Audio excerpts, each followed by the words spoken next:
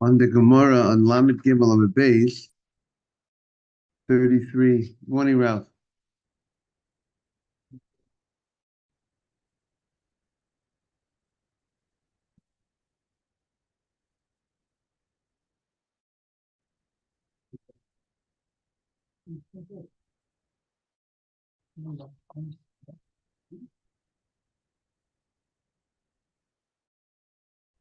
Lamed Gimel on base, 33.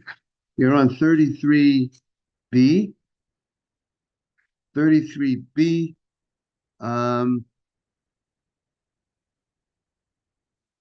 33B1. The Ein Mematim B'Yom Tov. We say that you cannot go ahead. You have it on the right side. 33B1 on the right side. The Ein Mematim B'Yom Tov. Got it, Max? Okay, Ralph. Okay, it said you can't remove the berries on Yom Tov. Okay, by the way, we're going to see, Ralph, today that the berries that there are definitely some edible berries on the Hadassim. We were discussing that yesterday. Right, we're gonna see about that. Ve'im matem v'yom tov. You cannot take. We're talking about the berries on the Hadassim that we say you can't go ahead and remove those berries on Yom Tov because you are, so to speak, it looks like fixing that, making the Hadass ready to be used, it's like fixing a utensil. Because we said we're talking about if there's more berries than leaves, right, Max? More berries than leaves on the Hadass, that will invalidate the Hadass. So the Gemara says, okay, the Mishnah says you're not allowed to do it. But if you went ahead and you did it, and you violated this law, what's the halacha? Now, halacha is it'll be kosher. You could go ahead and use this berry. Now, we said a law. Yes, we said also the berries that we said is not that would invalidate the hadassah. There's more berries than leaves. As long as the berries are black or red. But if the berries have the same color or green, we said that will not invalidate the hadass, because we said that the issue here is the beauty of the hadass, and it takes away from the beauty if it's a different color. It doesn't fit in with the color scheme. But if it's the same color, if the berry matches the color of the hadass, we say that it does not invalidate it. So, what do you say? You can leave the berries if they're green. Exactly. So the Gemara says, um, if you would have went ahead and you would have taken off the berries on Yom Tov, it would be kosher. The hadass would be able to be used. So, like we had, like the mish, like we had the chachamim. That's the opinion of the rabbis that said that you're allowed to go and use those berries. You're allowed to use the hadass. You weren't supposed to take off the berries, but if you took it off, the hadass is kosher to be used. And now the Gemara wants to know the ashra amos. When did it become? When did the berries become black? Meaning, you went ahead, you tied the hadassim to the lulav, and these berries that you tied, and it was invalid when Yom Tov came, right? It says you cannot remove the berries on Yom Tov. That means it's black. But if the berries are green, there won't be any problem. You don't have to do anything. You don't have to remove anything. So it's black. When did it become black? When did it change? It went from green eventually to black. When did it become black? Ilema, the ashos amos. Ilema, the ashva, the etmo. If it became black before Yom Tov, okay? It became black before Yom Tov. And that's why you're faced with the problem, you're faced with the problem that you have these berries that are a problem because they're black and they became black before Yom Tov. So the Hui made Karahu. So when did you tie the Hadassim to the Lulav? You tie it before Yom Tov, right? You would tie it with a permanent knot and that you cannot do on Yom Tov. So you tied it before Yom Tov. And when Yom Tov came, this hadass was pushed. If it became black before Yom Tov, that means it was already rejected before Yom. But by the time Yom Tov came, which is the time of the mitzvah, it was already rejected. Why was it rejected? Because because it was black. It was the wrong color for the hadass. So that means something that was rejected from the beginning. So we can learn out one of our questions. Can we, let us prove from here. Let us prove that something that's pushed away from the beginning, rejected from the beginning, is not considered rejected forever. And the hadass to be rejected from the mitzvah only. But everyone should remember to say Birkat Torah, right? Before they learned, the bracha of Asher Kedushanim Mitzvot V'Simano Al Divrei Torah V'Arevna Hashem Lakeinu Asher Bacha Bonim Mikol Amim, right? You might call that you call it Birkat HaShachar, but that bracha, those brachot are really called Birkat HaTorah. They call it, in the Sidurim, sometimes they put it together with the morning blessings, with the Shlosani Good, Shlosani Ovid, Shlosani Isha, but really, it's really, I would label it differently. This is called Birkat HaTorah. It's not really, it's not, and therefore you have to just make sure every morning you say those brachot before you learn Torah. So now the Gemara says, let's prove that something that is rejected from the beginning, it's not called rejected forever. Morning, Mark. And we had a question about that, if something rejected from the beginning, if it's called rejected forever. Correct, Max? You remember that question, right? So the Gemara says, Elalav, what are we going to say? The Ashru b'Yom Tov. Really, maybe it came. Maybe the other possibility is that it came black on Yom Tov. That means when Yom Tov began, what was it? It was fit because it was green, and then it became black. So that means it was fit for the mitzvah, rejected, and then refit. And we're saying that that it's still kosher, which is the bigger chidush. Ella, it's the case that it was fit for the mitzvah and then rejected. Shamat mina, we could prove from here. Something that's pushed away, and then became.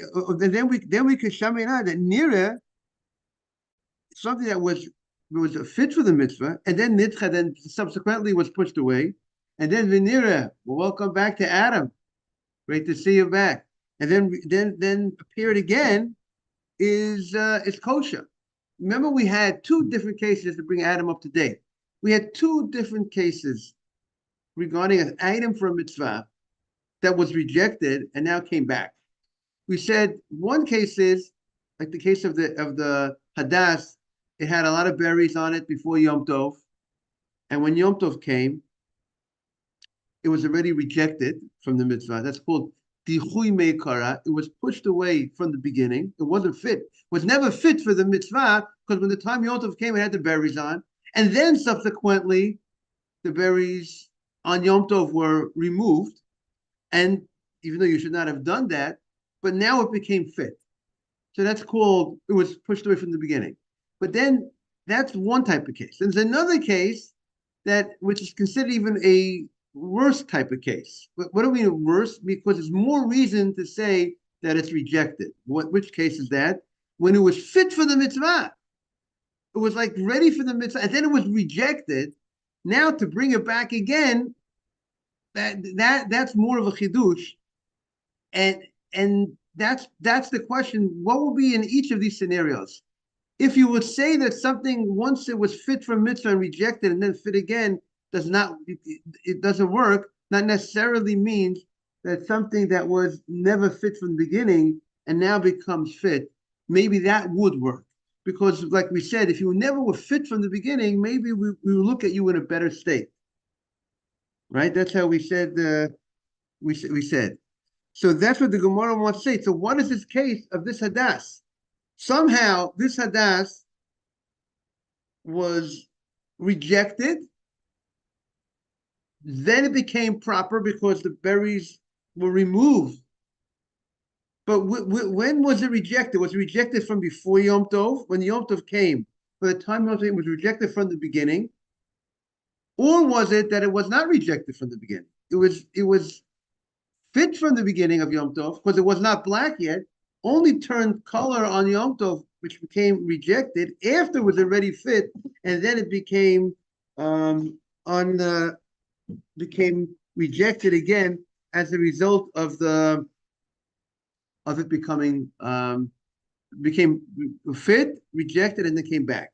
So that's the Gemara's question. The Gemara said, "Lo, the Olam." The Gemara wants to say, we're not going to say that it was proper color when Yom Tov came, and then it was rejected because it turned black after Yom Tov came, and then it became fit again because you removed the berries, and now we could prove that even something that was fit for the mitzvah, and then rejected, and then came back, the rejection was removed, that it's good. We're not going to say that. Why? La'olam, we could say the ashcha meikara. We could say that we only see the smaller chidush. It was black. It was the wrong color for hadas from the beginning. It was rejected from the beginning, so it wasn't even in the game. So that rejection is less of a rejection than being fit and then rejected. La'olam da'asha meikara and dichui meikara delo havi dichui. The only thing we could prove from here is something that's pushed away from the beginning is not called pushed away. If something was rejected from the mitzvah, would never even fit for the mitzvah, and that's not called pushed away. But however, of a nireh, something that was fit for the mitzvah, and then nidcheh, and then was pushed away, and then l'chozev and nireh, then became fit again. So then we say lo tifshot. You cannot prove from our Mishnah that would be good. That wouldn't be rejected forever. To the end of the day, what the Gemara just said, it's a little complicated. Hope everybody is with me on this. The Gemara just said that the only thing we could learn out from this Mishnah is that if you have an item that was rejected from the mitzvah from the beginning, and then that was not fit for the mitzvah at all. It wasn't fit. It was rejected not because it was once fit and then you were rejected. Not like you were in the major leagues and then when we throw you out and now we want to bring you back. You were never there. You were always, you were, what do you want from the guy? He was in the minors. He wasn't capable of playing yet in the game. He wasn't, but now that he's capable of, he was originally pushed away. And now he became capable. So that we could prove from here that it would be not pushed away forever. But something that was already capable for the mitzvah. Originally, you were capable. You were a candidate for president, and then you were in the race. And then once you were in the race, you were rejected from the race. That one, we can't prove that you could come back into the race. We could prove that someone who was not in the race from the beginning, when they started the election process, he wasn't in the race. That's like you weren't fit for the mitzvah. You didn't sign, you didn't have the votes to put you in the ballot. So you weren't on the ballot. You were rejected at the beginning of the election, and then you got onto the ballot. We could say you could come on. Even though you were rejected in the beginning, you didn't have the votes. You didn't have the minimum amount of votes. So you were rejected. But your rejection will not be permanent if whatever caused the rejection was removed. Now you have enough votes, so now you can go on the ballot. How do you like that, Adam? So the mitzvah that was not fit to begin with, and that's why you couldn't do that. You couldn't use that item for the mitzvah because it was black to begin with. But it was never fit for the mitzvah, and now you remove that rejection because you got rid of those berries. Maybe that could come back. That could go on to do the mitzvah. But something that actually was in the game, was in the mitzvah, was already fit for the mitzvah, and then it was rejected, and now you want to bring it back because you removed that thing that caused the rejection. Then maybe we can't prove that you could bring it back. That's the only thing the Gemara says. We only could prove that something that was rejected from the beginning could be brought back. Is that clear, everybody? Something that will has many berries on it. Green berries is good. The only way it's gonna happen is that it's gonna turn red and then black. Right. So if it turns red and black, so now when did it turn red and black? Say before Before the holiday. So if it turned red and black before the holiday, before the holiday, if it turned red and black, that means it was when the holiday came, it's not fit from the mitzvah to begin with. That's called, because the time of the mitzvah, you're only called rejected if the mitzvah is in play. The mitzvah is only in play when Yom Tov comes, so to speak. So if it turned black before Yom Tov, that means it's not in play. It's pushed away from the beginning. This was rejected, and then you know what happened? Somehow someone removed those berries on Yom Tov. That would be good. According to this Gemara, that would be good. But if those berries were green when Yom Tov came, and that means it wasn't rejected when Yom Tov came. It was fit for the mitzvah. And then on Yom Tov, they turned colors. They became red. And now it's no good. So it was fit.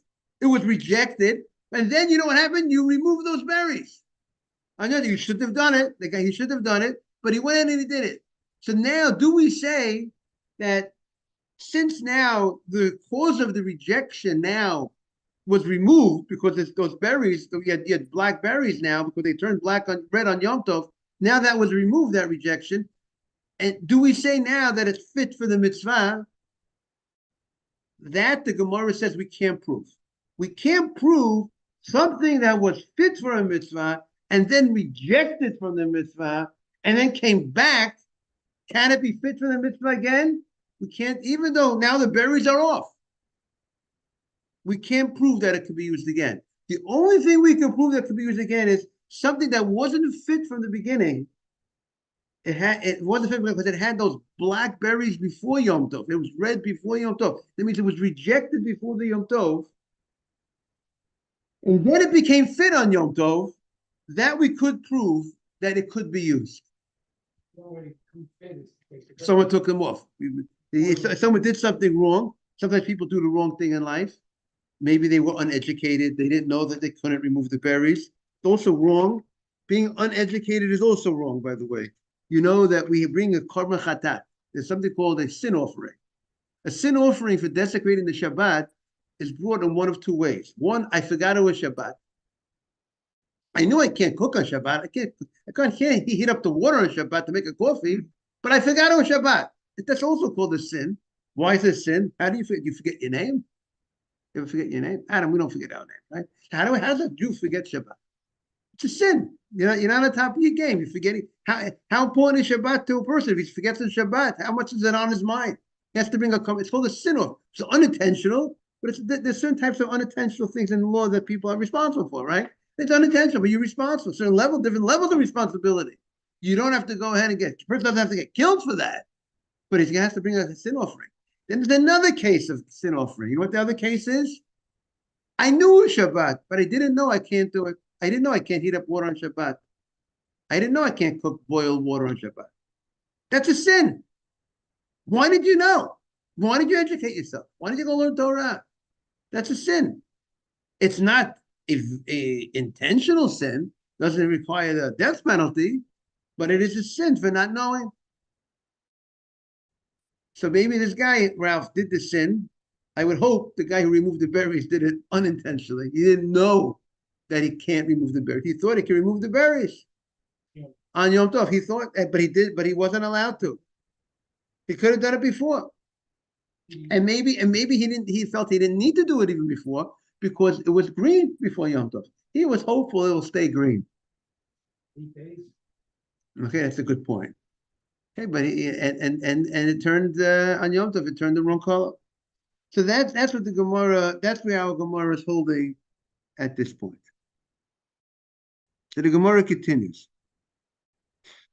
Tana Rabbana, Ein ma'atines hadas b'Yom Tov. We can't go ahead and remove ma'atin is a notion of miut, ma'at, right? It says, what's the famous statement? Emma ma'at, say a little bit, say a few, and v'aseh haben, do a lot, right? That ma'at means a few, lessening, lessen the amount of speech you say. Right, Simon? Right. Rabim bi'ad ma'atim says many were fell in the hands of the few. That's what it's now Anisim. So it says we are now on 33b2 on the right side. Tana Rabbanan. Aim matin biyom tov. You're not allowed to go ahead. So Anna, by the way, you're coming into the Gemara. We're discussing berries and hadassin. Just it's not what's the ice cream called? Berries, subject something in berries. There's an ice cream. We're not talking about that ice cream berries. We're talking about the hadassim, and the hadassim have berries that grew on the hadassim. You might not have seen them. There's such things sometimes the berries that grow on hadassim, and if those berries are not green, if there's more berries than leaves, it will invalidate the hadassim. You have to make sure, therefore, cut off those berries before Yom Tov. So now the Gemara discusses a little bit about this discussion about taking off those berries. Tana Rabbanan. You cannot go ahead and remove the berries on Yom Tov. And the Gemara is going to explain why. Mishum Rabbi Eliezer, Rabbi Shimon Amru B'matin. In the name of Rabbi Shimon ben Elazar, they say that you're allowed to go ahead and remove those berries on Yom Tov, right? So the Gemara says, how could that be? How could you go ahead and remove the berries? How could Rabbi Eliezer and Rabbi Shimon say you can remove the berries on Yom Tov? You're going to go ahead, you're fixing the hadas. It's like mana is like a utensil. You're fixing a utensil, so to speak, because that hadas was not kosher for hadassim, because it had too many berries on it. And now you went ahead, again, too many of the wrong berries, the wrong color, and you went ahead and you removed the berries. It's like, it looks like you're fixing something, right? Could you fix something on Yom Tov? Could you fix your glass?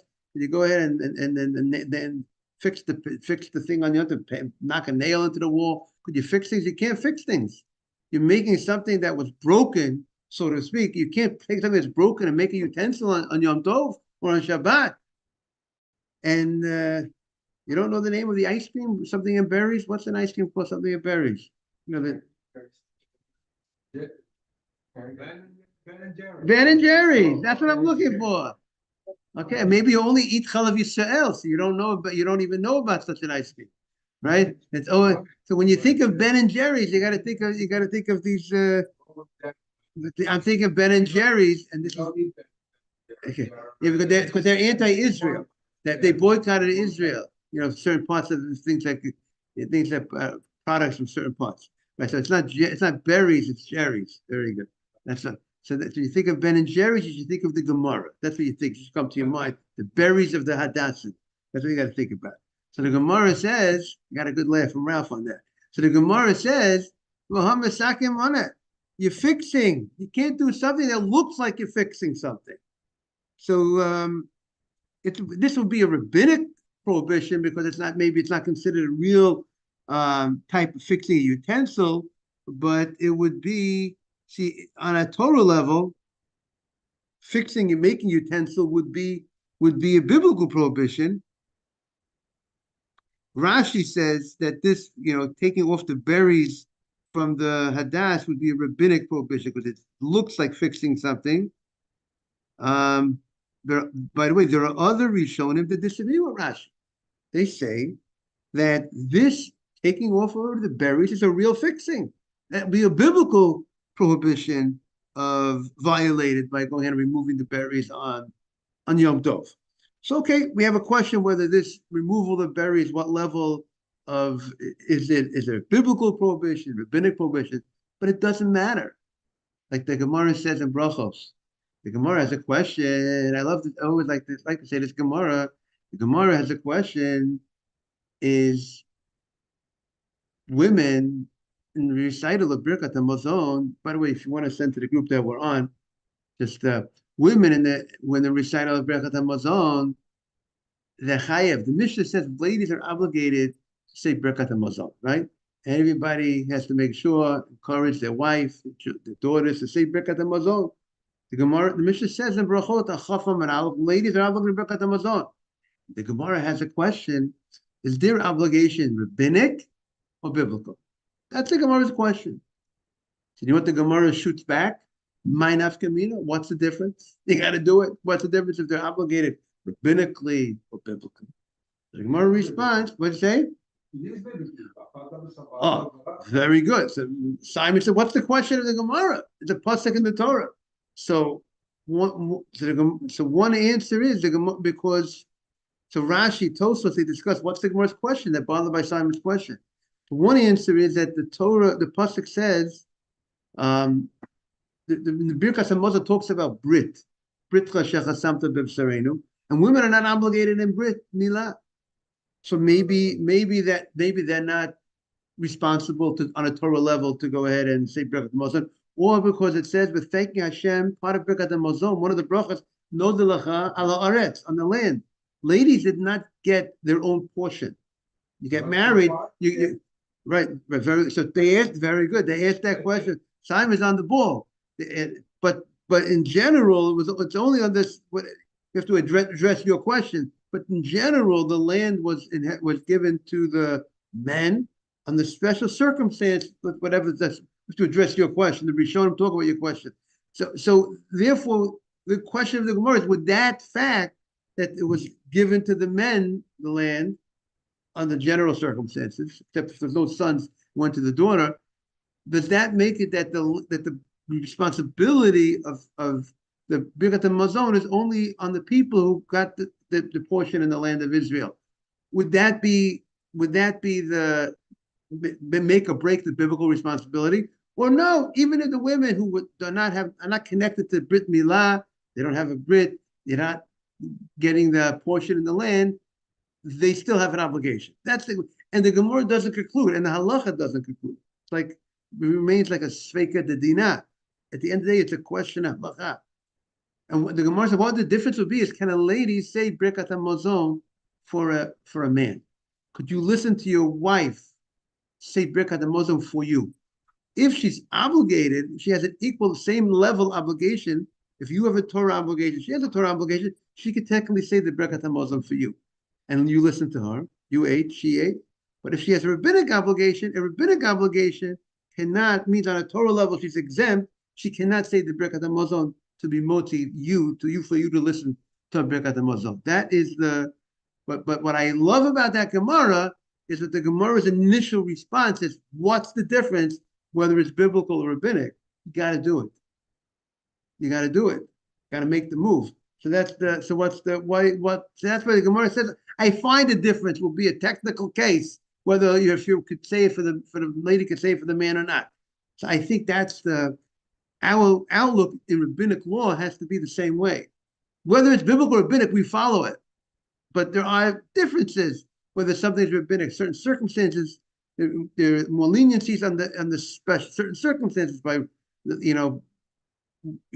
by rabbinic law. Sometimes there are more leniencies depending on the situation. But that's so what we said, there's a dispute among the Rishonim, early rabbis, whether removing the berries on Yom Tov is a biblical prohibition or rabbinic prohibition. But at the end of the day, we can't do it. No difference in our act, how we act.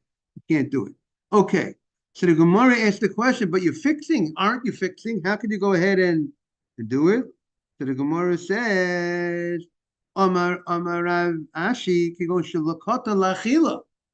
you took the berries off on Yom Tov for what purpose? You wanted to eat them. So we see that these berries are edible berries. So therefore, it's not considered, the Gemara says, that you fixed it, because you have no intention of fixing it. The fact is, it did become fixed because now you don't have the berries anymore on the Hadass. But since your intention was not to fix it, the Gemara says it's not a problem. But the Gemara says it shoots back. What does it make a difference whether you intended to it or not? At the end of the day, you fixed it. We have a rule. The Gemara says, one of the third malachas is now to take away life, netilat neshama. You can't take away life from an animal, right? You can't slaughter an animal on Shabbat. So let's say on Shabbat, right? You can't slaughter an animal on Shabbat. And a person says, you know what? He says, I want to slaughter. He wants he wants the head of a chicken. He wants the head of a chicken to play with for his child, right? And he says, morning, Jaime. Good to see you. So if a person says, you know what, he takes the chicken and he slaughters the chicken and he says, you know what, I don't want the chicken to die, or I just want to cut the head of the chicken off. So we say, yeah, I'm not interested in going ahead and I'm not intending to kill it, but if you take off, if you chop off the head of the chicken, what's going to happen to the chicken? The chicken is going to be so the fact that whether you intend to, you're interested in taking off the head of the chicken, or interested in taking the life of the chicken, or not interested in taking the life of the chicken. I'm not interested in taking life, but that's what's going to happen. I'm not doing it to take. I'm not interested in killing the chicken. I'm just taking the head of the chicken off. So you're going to tell me that end of the day is you're taking off the head of the chicken. You're taking the life of that animal. So therefore, that your intention in that case does not remove the act, the malacha, the forbidden act on Shabbat of taking the life of the animal. And the way Rashi explains, since it's impossible for you to cut the head of the chicken off without the animal dying, so therefore we look at it as if you're intending to take away the life of the animal, because that's what's happening. That's called a psik resha. That's called what's going to happen. So the Gemara says, look what the Gemara says. First, the Gemara says, we're talking about, just to bring Jaime up to date, we're talking about the prohibition. You're not allowed to go ahead and remove berries on Yom Tov. If you have a hadas and there are more berries, and the berries are not green. If they're green, it's not going to invalidate the hadas. But if they're red berries or black berries that don't fit in with the color scheme of the hadas, which take away from the beauty of the hadas of the myrtle twig, we say if there's more of those berries than leaves, it will invalidate the hadas. The hadas will not be kosher. And so what are you supposed to do? Take off the berries before Yom Tov. But if you did not take off the berries before Yom Tov, and for some reason you're not allowed it, so there's two opinions in the Braita. One opinion says that you're not allowed to remove the berries on Yom Tov, forbidden. And there's another rabbi that says you can remove the berries on Yom Tov. And the Gemara is focusing on that rabbi. How can he say you can remove the berries on Yom Tov? You're fixing the hadas. It's like similar to fixing something by making it fit to use. It should be a prohibited, because it wasn't fit to begin with, because it had too many berries, and now you're fixing it by removing the berries. So the Gemara says that because the reason why he allows it is because you weren't taking the berries off to fix the hadas to use for your lulav. You were taking the berries off because you wanted to eat the berries. So the Gemara says, Rabbi Lezer, Rabbi Shimon Savula Kavua, and he holds like his father. He holds like his father. This is a very big principle in the Hilchot Shabbat. In Hilchot Shabbat, there's a principle called something Dava She'ein Mischavein. If you're not intending to do a certain malacha, let's say you have a bed. You want to get the bed. You're in the country. We have a chair, and it's a dirt floor, and you want to go ahead and take the chair and drag the chair from one end in the country, one end that you're outdoors. You want to move the chair from point A to point B. Now, if by moving the chair, it's going to soften up the ground, and the ground now will be fertile, you'll be able to plow. It's like plowing. Like what is plowing? When you take a hard ground and you soften it up, and that gets it ready to be able to go in and be used for planting. So if you go ahead and if you move that chair and you don't know that it's going to soften up the ground and make a nice furrow in the ground, you're not intending to do that. If you're not intending to do that, but provided you don't know what's going to happen, that it's going to make that furrow, you can move that chair. You're not intending to do that act of making that hole, loosening up the soil on the ground, and it's not definite that it's going to happen.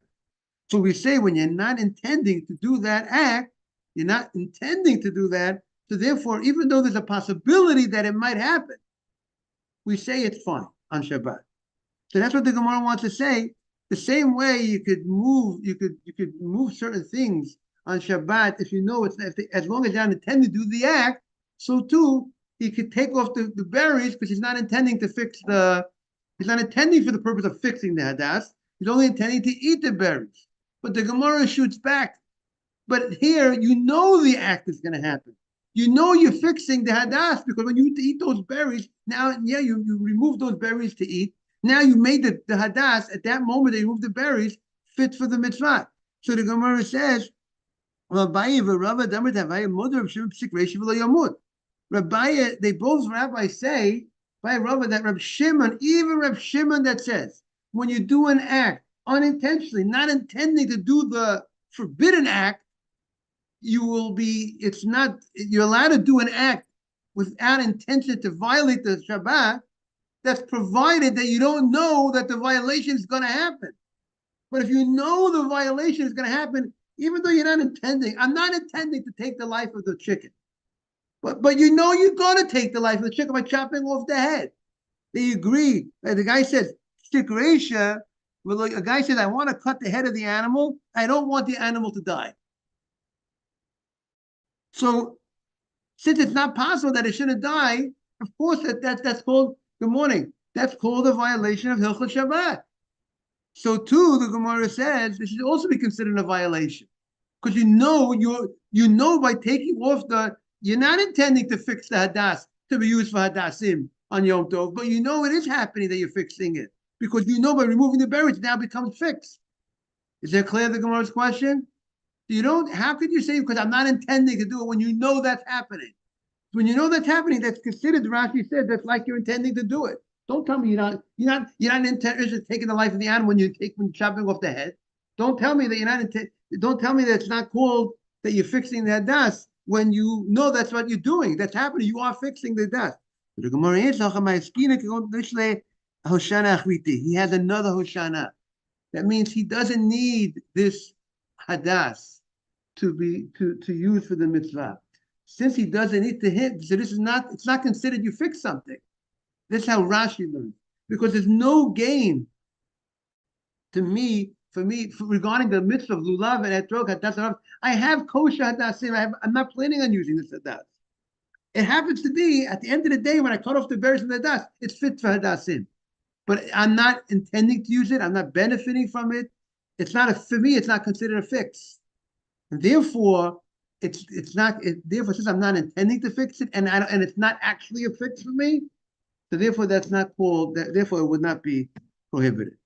Okay, I want to wish everyone a beautiful day, an easy fast for everybody, and one day these fast days will turn into a day of celebration, and we look forward to that happening very soon. I think the basic reason why we turn to celebration is because through these fasts, that's how we're going to get out of the exile. So therefore, these fasts, because we repent, the fast day, the Chafetz Chaim says the point of a fast day is for what? The main point is for us to repent, to realize what caused the problem. Why was Jerusalem was sieged? The king of Babylon laid siege to Jerusalem on the 10th day of Tevet, and which eventually led to the destruction of the first temple, first Beis HaMikdash. But how did it happen? How did he have the power to do it? Because of our sins that caused it. Therefore, we repent. That will bring back the Beit HaMikdash, and therefore be a day of celebration. Have a great day, everybody. Thank you, Rabbi. And, all the best, everybody. Welcome back, Jaime. Now, Monday, I think Monday will be a regular schedule. What would everybody say? We'll have Monday schedule. Well, what's the difference? No, because it's like the holiday.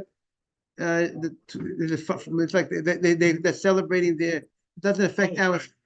Doesn't affect. Totally forgot. See, you totally forgot. You're on the level, Adam. If you don't even realize that Monday is that, I think you're living in the right world. You're living in the right. You're living in the proper total world. Plane ticket on that day. Okay, I like that. You know,